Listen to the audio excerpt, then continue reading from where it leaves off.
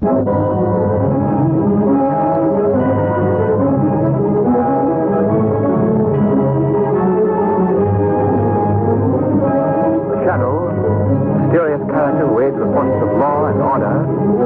in reality Lamont Cranston, wealthy young man about town. As the shadow, Cranston is gifted with hypnotic power to cloud men's minds so that they cannot see him. Cranston's friend and companion, the lovely Margot Lane, is the only person who knows to whom the voice of the invisible shadow belongs. Today's story, The Voice of Death.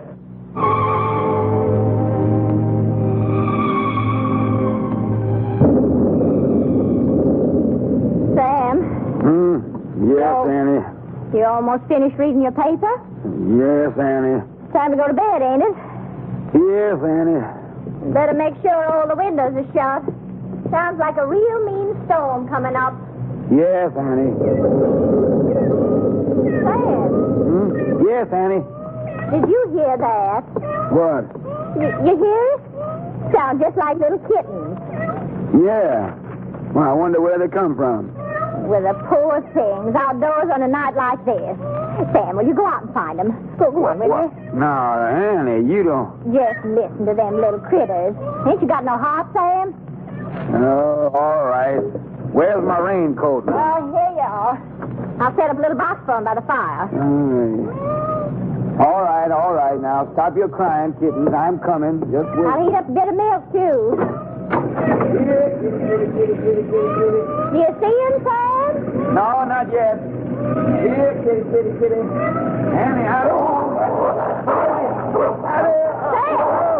Sam, what's wrong? What in the name of all that's holy? Sam, what is it? Sam, what happened? Sam, blood. You're all covered with blood. Road. Hey, Torma. Sam, how could kittens do... Sam. He's dead.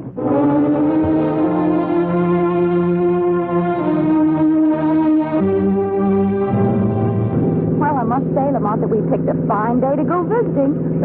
You want no secret, Margot? I'm your man. This whole thing is just an effect. Huh? A fact, eh? People always look for a mysterious atmosphere in the Louisiana bayou, so Mother Nature very obligingly provides for them. Oh, I see. Well, I must say that sunshine wouldn't make a great deal of difference. I don't see how it could ever penetrate those moss-laden trees. Much further to go, Lamont? I don't think so. Arthur told me the house was exactly 5 miles from that last bridge. Why in the world would anyone want to live way off like this? Well, the house has been in Arthur Whittington's family for many, many years, and Arthur, being a rather peculiar chap, I don't suppose it bothers him in the least. No. Forgive me for appearing dull, but I don't get it. Well, Margot, it's a long story. It began in college when we took a medical course together. I guess I was the only person in the whole school who really understood him. Well, why was that? Well, Arthur was a brilliant student, but he was also a highly sensitive lad, always imagining that people were making fun of him, laughing at him behind his back. Was there any reason for that? Well, yes, there was. It was his voice. He had the harshest sounding voice I'd ever heard. It cracked, it rasped, it did everything that a voice shouldn't do. Really? In fact, it was his voice that made him leave medical school. I don't follow you, Lamont. Well, it all happened one day in class. Arthur had prepared a paper, an excellent paper that he had to read aloud to the student body. Gentlemen, please. You may proceed, Mr. Whittington. Mr. Whittington, where are you going? Wait, why are you leaving the classroom? Well, he threw down his paper and walked right out of the room.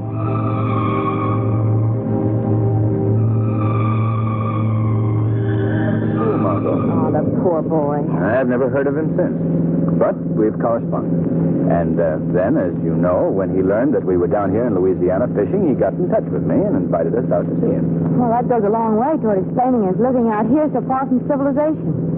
You know, he still must be sensitive about that horrible voice. Yes, I'm sure he is. But remember, we mustn't do anything to call attention to it. Oh, heavens, no, I wouldn't. Lamont, there's something right ahead on the road. Yes, Marjorie, yes, I see it. Yeah. This rain on the windshield is hard to... Wait. It's some sort of a fence. Well, it looks like we've reached the end of the line. And not a house in sight. And there seems to be a sign on it. We better get out and investigate. Button up that raincoat, Margot. Oh, don't worry. Yeah. It's getting so dark, you can hardly make the sign out. Here's your flashlight, Lamont. Oh, thank you. There we are. Whittington Hall. Keep out. That's a nice welcome. Oh, I'm sure that doesn't mean that. Well, looks like we'll have to walk down this path to get to the house. I think I can just see it through the trees. Lamont, did you hear that? Yes. Sounds like little kittens. Oh, the poor things out in weather like this. I'm going to find them. They seem to be under that bush. Here, kitty, kitty, kitty, kitty. Margot, you'll get so climbing around in that underbrush. Well, I'll have them in just... Margot! Come here, quickly. Margot, what in the name? Dog, giant dog. Get down, you. Get down.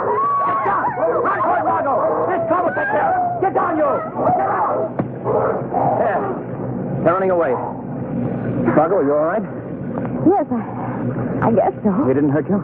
No, one of them ripped my coat, that's all. Lamont, I don't understand. They sounded like little kittens. Yes, I know. Oh, what do you make of it, Lamont? I don't know. But one thing is certain. We're going back to the car and get my revolver.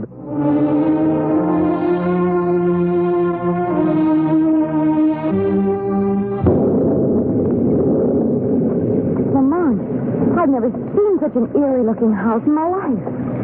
The broken shutters and the crumbled stairs, those unpainted walls. Don't tell me that this is the Whittington mansion. I guess it is, Margot. I wish we were back in New Orleans. Well, if you'd rather we... Oh, no, we've come this far. Go ahead and knock at the door. I promise you, if a ghost answers, I won't be surprised. No. Frankly, nor will I. You going to tell Mr. Whittington about the dogs? Of course. Why not? Well, it may sound a bit strange in the telling. Dogs that sound like little kittens. Well, he may know who's... What do you want? Oh, good evening. We'd like to see Mr. Whittington, please. What is it about? He's expecting us. There are no guests expected here tonight. Well, if you'll say that Miss Lane and Mr. Cranston are I here... tell you that Mr. Whittington is not seeing anyone tonight. Jasper, what is it?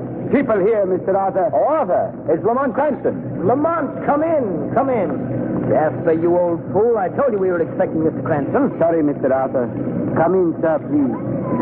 Well, Lamont, I'm glad you were able to come. It's good seeing you again. Well, thank you, Arthur. I'd like you to meet a friend of mine, Miss Lane. This is Arthur Whittington, Margot. How do you do, Miss How do you Lane? do, Mr. Whittington? Well, come, take off those wet coats. Yes, we're more or less swimming in these. Jasper, show Miss Lane and Mr. Cranston into the living room. There's a fire there, Lamont. You can dry off. All the comforts of home. Yes. Now, if you'll excuse me for a moment, I'll go and arrange for dinner. Oh, yes, of course. You will come this way, please. Thank you. Lamont, this place is just as scary inside as it was outdoors. Yes, I see what you mean. Those musty walls and that worn furniture. And candles and old-fashioned lamps. Gee, I don't understand how anyone can live here. There's something else that's more difficult to understand, Margot. What do you mean? That man that greeted us was Arthur Whittington.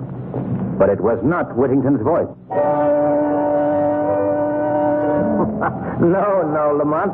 I saved this wine for special occasions. Very special occasions. Well, we're flattered. I suppose my mode of living is a bit mystifying to you, Miss Lane. Mystifying? Well, my staying here in the wilderness, in the house that's almost in ruins, living alone with just a servant. Well, I think it might have its advantages, too. Well, I'm glad to hear you say that. Some people might not understand. I must say, though, Arthur, for a man who's roughing it, you set a highly civilized table. Well, I'm like a Britisher in the tropics, I guess. I still like to maintain the... Master Arthur. What is it, Jasper? Why are you interrupting my meal? Master, they are loose again. What? I told you to keep that door locked. I know, but they got out. You fool. They must be someplace near. I keep hearing them. Excuse me, please, Miss Lane. Lamont, I'll be right back. Come along, Jasper. Yes. Oh, don't mind us. Lamont, you know they're worse people. What's all this about? I'm not sure, Margot. But it could be those savage dogs. Lamont, do you think they belong to Mr. Whittington? Perhaps. You know, I'm letting you in on a little secret. I wish we could leave here. Well, why, Margot? Well, the way Arthur Whittington acts, the way he talks, the way he looks at you. I don't know, it just sends shivers up my back. But we can't leave now. Not until this storm is over, at any rate. Oh, I certainly wish that we'd never... Lamont, do you hear that? Yes. That same sound. They're near the house this time. Why should he have such beasts around here? And how did they get the voice of a cat? That's something we'll find out when Arthur returns. I'll just go... What was that? It was a human voice. It sounded like it came from someplace here in the house. Yes. Oh, I don't like this place, Lamont. When he comes back, I think you should ask for an explanation. I think we should know about those dogs and that mining, too. Yes, when Arthur returns... I have returned, Lamont. I didn't hear you come in. What was that about my returning, Lamont? Well, Arthur, both Margot and myself are very curious to learn something about two giant dogs that we encountered on our way in here. Oh, yes? What about them? Well, we wondered just how it was possible that these huge animals had the vocal cords of tiny kittens. Oh, Lamont. I shouldn't have given you that last glass of wine. No, but it's true. I saw and heard them, too. Oh, now come, Miss Lane. I'd say your imaginations were working overtime. Who is that, Arthur? What? Well, what are you talking about? There, hear it? That voice. Someone in this house. Arthur, we've got... Yes. Yes, I know. Now that you've heard him, I'll have to explain his presence. Well, who is it? Why did he cry out like that? Miss Lane, that was a cousin of mine, Frank Harper. He's in one of the rooms off this corridor. He's locked in that room because he's not right mentally. Oh. I'm sorry you had to learn about this. Family skeletons are never very pleasant topics. Harper. Yes, you see, my dear cousin Harper. I've gotten free of my shell at last. Oh. And now... There, do you hear me? No, I won't.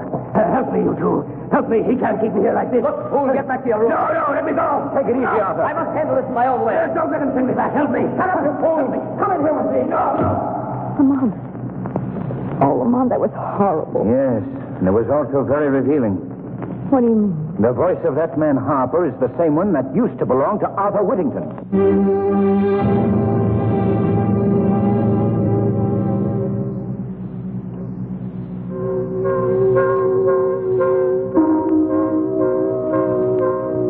Lamont, what does all this mean? I don't know yet, Margot. Some way, somehow, that poor creature that rushed in here has been given Whittington's voice. Listen, the animals again. Yes. They're part of this thing, too. This mix-up of voices. Oh, Lamont, I wish we could leave here right now. We can't go now, Margot. Not until we learn what's behind all this. Lamont, what's happening up there? Sounds as if Harper's being beaten. Come on, Margot. We're going to that room. What are you going to do? I want to talk to that boy. Quietly, Margot. We must get down the hall without Whittington hearing us. Oh, what is he doing to him? Quiet. The room is right down here. Are you going in there? Not yet. Not until Whittington leaves. I want to talk to the boy alone. Oh, perhaps I'd better wait in the living room. Well, If Whittington wants to know where you are, I can tell him that you've gone out to the car for something. very well, Margot. But please, Lamont, please don't be long. I won't. The answer to this mystery will be found very quickly by the shadow.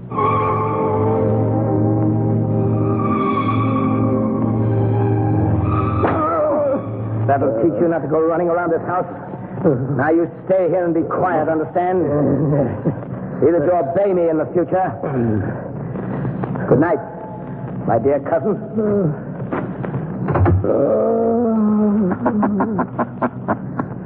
Harper. What was that?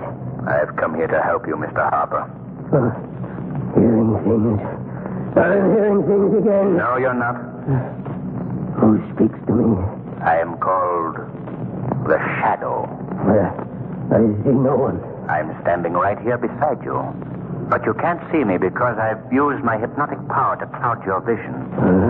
I don't understand. Listen to me, Harper.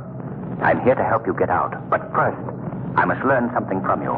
You'll help me? Yes. But tell me, why are you here? Why has your cousin kept you locked in this room? He's jealous of me. He always has been. How did he get you into this house? I came to visit. Just like that couple I saw in the dining room tonight. But I never got out. They never will either. Why do you say that? He will use them just as he used me.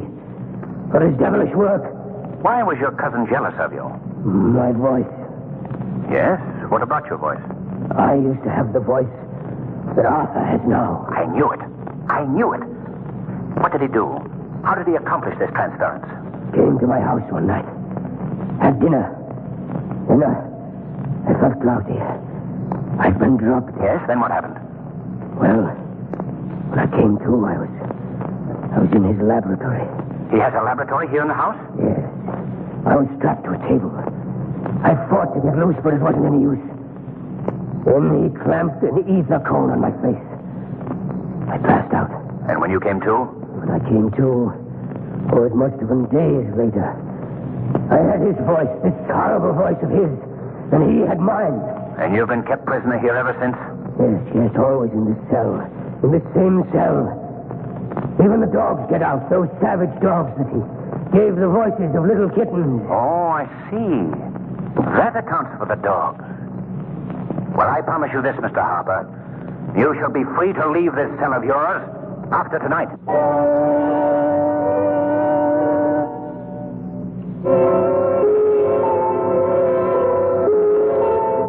Is that you, Lamont?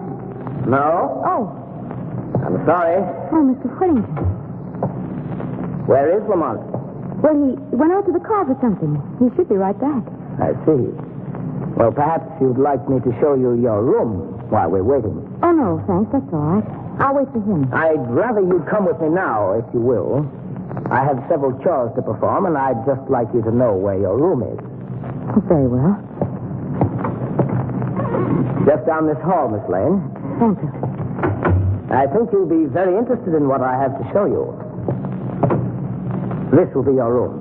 Won't you step inside? All right. Is there a light that I can... What are you doing? I'm just making sure that no one will disturb us, Miss Lane. Why did you lock that door? You'll see. Now we'll put on this lamp. There. What's wrong? What is this place? This is my laboratory, Miss Lane. My workshop, where I conduct my experiments. Let me out of here and unlock that door at once. I'm sorry, but you're staying here. You don't let me out. I'll call for help. Lamont will hear me. Why don't you call? Lamont! Lamont! Before you continue, Miss Lane, you might be interested to learn that these walls are completely soundproof. Why are you doing this? Why have you got me here? You're going to help me, Miss Lane. Help you? Yes. You're going to be a party to an experiment of mine. My greatest experiment. What do you mean? You'll learn soon enough. First, I'm afraid I must strap you to this table. No! Don't keep away from me! Stop being such an obstinate fool. Don't do that! Lamont! Stop pounding on that door. Let go of me! You come with me now. Oh! On this table. No, you can't do this! There you are. Let me go! Let me go! Now, a few straps to hold you securely. Don't let me loose! There we are. Oh! Now you can struggle or scream as much as you wish. I'd particularly recommend the scream. It may be your last chance to use it. What do you mean? This experiment of mine has to do with your voice, Miss Lane. That's my work, you know. The transference of voices. What are you saying? You've already heard two of my examples. The dogs with the voices of little kittens. And my cousin Frank Harper. And it's true. What Lamont thought is true. Oh, so he guessed my secret, eh? Well, he'll never live to tell it. Oh, no. You will survive, though. But you won't be able to tell it either, Miss Lane. What are you going to do to me? I'll show you. The answer to your question is in this box. Let me open it. There we are. A cat. Yes, a cat. Have you ever seen a more beautiful cat? She's pure Persian, aren't you, girl? What has that cat got to do with me? A great deal. And giving her your vocal cords. No. No, you don't know what you're doing. You're mad. Not at all. I merely have a great hatred, Miss Lane, for the entire human race. They ruined me. Their heartless cruelty blighted my entire life. But animals, you're different. Aren't you, my little pet? No, you can't mean what you say. But I do. Lady knows that, don't you, girl? She knows that after tonight, we'll be able to converse. Be able to tell one another all the things that we've kept stored up. You can't do this. And you, Miss Lane, as befits your sex, you will have the vocal cords of a cat. No. Now I think we can proceed with these. No, keep away. There will be no pain. This ether will take care of that. Are you ready? No, please. No, she isn't ready, Mr. Whittington. Who is that? Who spoke? I spoke to you. Who are you? I am called the Shadow. Don't try to find me. I've made myself quite invisible to your eyes. What are you doing here? Why are you interrupting my work? I've come to put an end to your work. I'm here to free that young woman. Oh, no, you won't. I'm not frightened by someone I can't even see. Put down that ether. I'm going ahead with my work. You may not be able to see me, Mr. Whittington, but I think you'll feel this. Why, you... Now I'm releasing this girl, and then I'm holding you until I can get the police out here. They'll be very interested in your experiments. You think you can keep me here, do you? The light, he's put out the light. Now, Mr. Shadow, I am invisible, too. And I'm getting out of here right now. Stop him. He's going through those cases. Come back here, Whittington. Come and get this Shadow. Come on, Margot. He's not getting away. There he is, crossing the lawn. He's evidently trying to get to our car. Look, Margot. Those two figures running after Whittington. It's the dogs, the giant dogs. They're chasing him, Lamont. Oh, they're tearing to pieces. Whittington, the car. Oh, Lamont, can't you do something for him? I'm concerned with doing something for you, Margot. They'll have to spot you. Quick, back to the house. Oh, they're coming at us, Lamont. I'll never think. All right, you stand still, Margot. Don't move. I'll take care of them.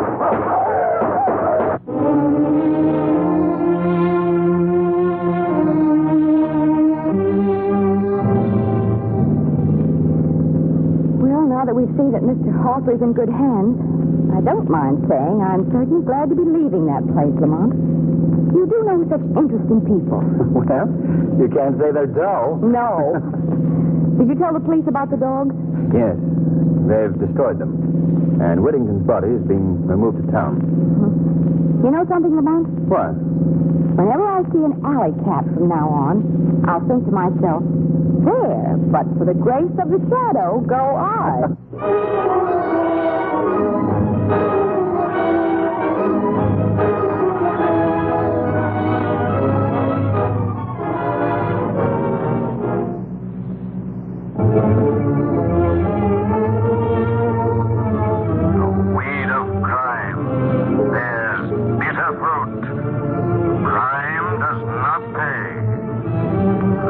Shadow knows.